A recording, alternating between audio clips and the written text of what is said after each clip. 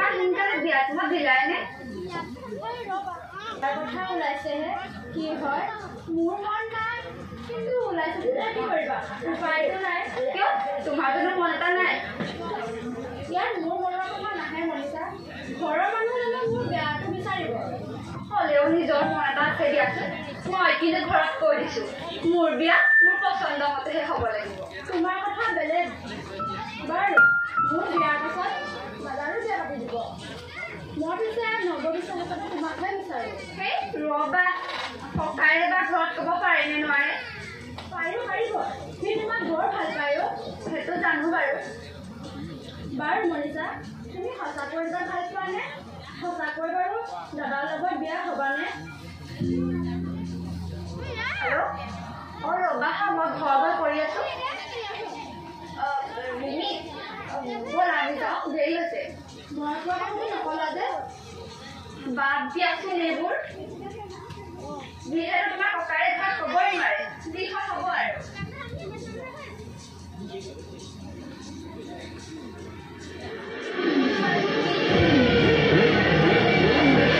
ভাল নোপোৱা মোক কোনো ল'ৰাই ভাল পোৱা নাই নে তুমি মোক ককাৰে কৈ দিম বুলি ভয়তে কোৱা নাই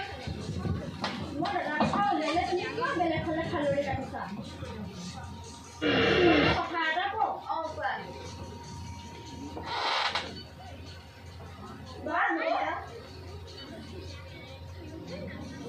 কি হ'ল ৰবিবাৰে কোৱা তুমি দাদাৰ কথা উলিয়ালে কিয় বেলেগ হ'লে খালৰি কাটা বাদ দিয়াচোন সেইবোৰ যদি তোমাৰ ককাৰে ঘৰত ক'ব পাৰে হ'ব আৰু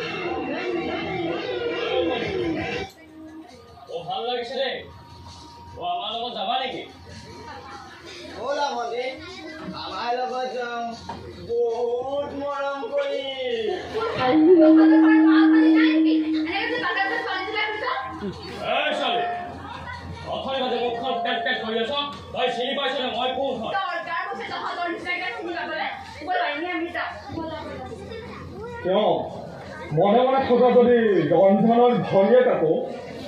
আৰু মুখখন যে পটপট কৰি আছিলে সেইজনী ৰন্ধনৰ গাৰ্লফ্ৰেণ্ড আকৌ ৰাজাক অপমান চাই লওঁ সিহঁতক